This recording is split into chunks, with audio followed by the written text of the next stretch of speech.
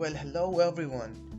Today we are going to talk about Python and to be specific, a print function of Python. We go step by step to what Python actually is. So the first step of Python is the print function, which is, like the basic of every language. To print out something, to see errors and stuff, what actually is happening. So for that, there's a print function. Okay. So today we're going to dig a deep dive of Python print functions. So I am using my favorite code editor, which is obviously Visual Studio Code. It is actually lightweight, so I prefer it on PyCharm. So I have already made a basic Python folder for my tutorial. So in here I'm going to make a file called print.py. Well, py is the Python extension, so I put enter. And so today we're going to talk about print functions. So the syntax is print and pass in string hello world. This string, I don't know why older programmer use this one particularly. I also use it all the time, but I have no idea why people use this one. But you just try to look cool printing this one. I don't know. But yeah. So to run my Python code, there is this toggle button right here. If I click this one, so congratulations, voila, there it is, my first ever Python code. Congratulations. Okay, great. So this is the print function. But you know that today we're going to dig a deep dive inside print functions. So let's jump right into it. Okay. So print function, other than the strings, let's call it this string. Other than the string, we also have some other parameters of print function. As you can see in the dialog box right here, all of this one, well, I'm going to explain all of them. So the first one is a separator, which means, how can I separate two strings if I have two? But right now I have one. Let's suppose if I have another string, let's call them B. Okay, so I want to separate these two strings with something. By default, it's a white space, which, if I use this one, if I write this code, separator parameter by default is backspace, but I can change it, right? Let's suppose I want to make this line. This means when I run my code, these two strings, this one and this one, is going to be separated by a line. But first of all, I have to comment this one out. So in Python, you can comment code using a hashtag. There it is.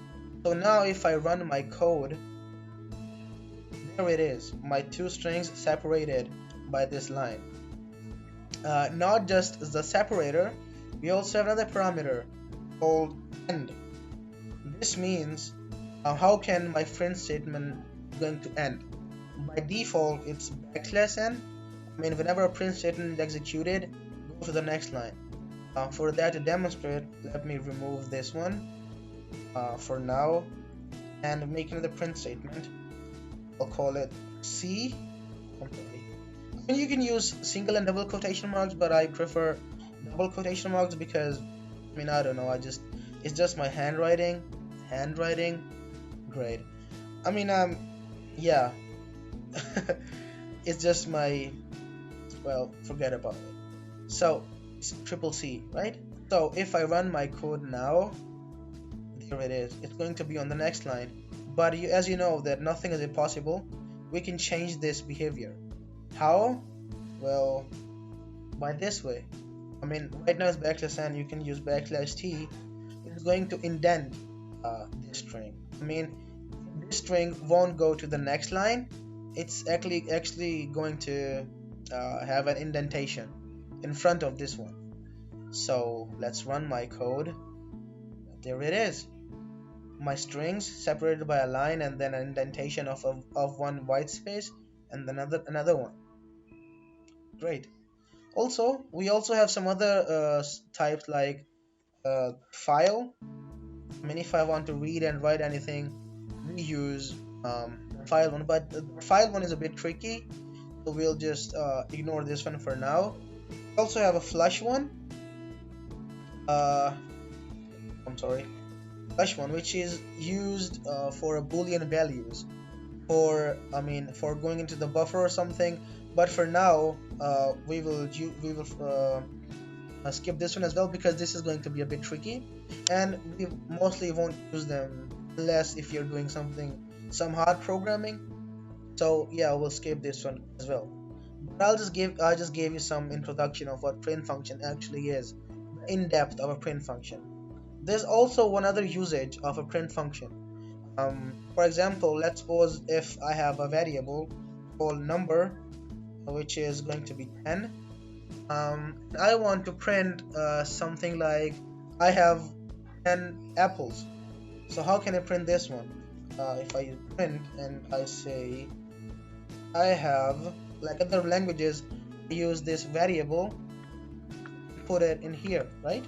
So I have this much apples. As you all know that this is not going to work because it's inside of a string. So the interpreter will deal this one as a string, not as a variable. So what can we do? Well, there is two ways. The first one is a bit tedious, but I'll show you, which is I have plug in the value of the variable, and then I have this much apples, right? So now let me comment these out. So if I run my code now, well, there it is. I have 10 apples. But as you can see, there's something a bit tricky right here happening. I put one space in here and here just to format my code, but there's actually two spaces. Well, you might pause the video and think that why it's happening. Great. So pause the video and think. Great. So I hope that you have paused the video and thought about it. Well, actually, just as I told you, that we have a separator, right? And by default, the separator is white space, right? So in this case as well, we have string, we have a variable, we have another string, but we haven't declared all of these parameters. So what happens is when this code runs, it's going to be like this, like separator. Let me minimize this one. A separator, white space, and going to be \n, and also like file and stuff, which we won't use right now because we're tricky. So now I use if I see this one now, it's like I have space, then use this parameter, another space, and then the variable, and then another space, and then another space, and apples. So that is why we have two spaces in here. Okay, well, \n, because I forgot. It's this one. I'm sorry. Oh my god. It's this one. Please. Yeah. You know, this happens all the time. We forget what is a \n and a /. Great. Well, anyways, forget about it. But as you can see that this is a bit tedious way to write this one, right? But well, also Python has given us something for our benefit. Well, let's comment this one out, and let's use something called a formatted string. So we use f behind our strings, and now I have to put it this variable, right? So for that we have a syntax. We have to use double curly braces and then plug in the value. I have 10 apples. So now if I run my Python code, well, there it is. I have 10 apples. Let's suppose we have more values, like I have number of apples is 10, fruit going to be apple. I mean, let's just change, let's just format our code, right? We have a variable called apple, string to be specific. So now what we can do is we can plug in, we can just remove this one and say here, and also plug in the value of the fruit. So now if I run my program, well, there it is. I have 10 apple. I mean, technically I have to use apples and use this. I mean, fruit are the apples. Since it's a plural, yes. Yeah, you know, these naming conventions, it's a nightmare for a programmer, right? So I have to use, I mean, what if, let's see if I don't use the same name. What happens? Well, you see, this is called a good language. It says fruit is not defined. Did you mean fruits? Like, so it took my variable name and it's showing me that if I forgot to put this one. So this is why Python helps you a lot in error finding and a lot of stuff. So this is why I like Python a lot. So let's change it. Fruits, and then run my code again. Here it is, 10 apples. So this is a print function in a nutshell.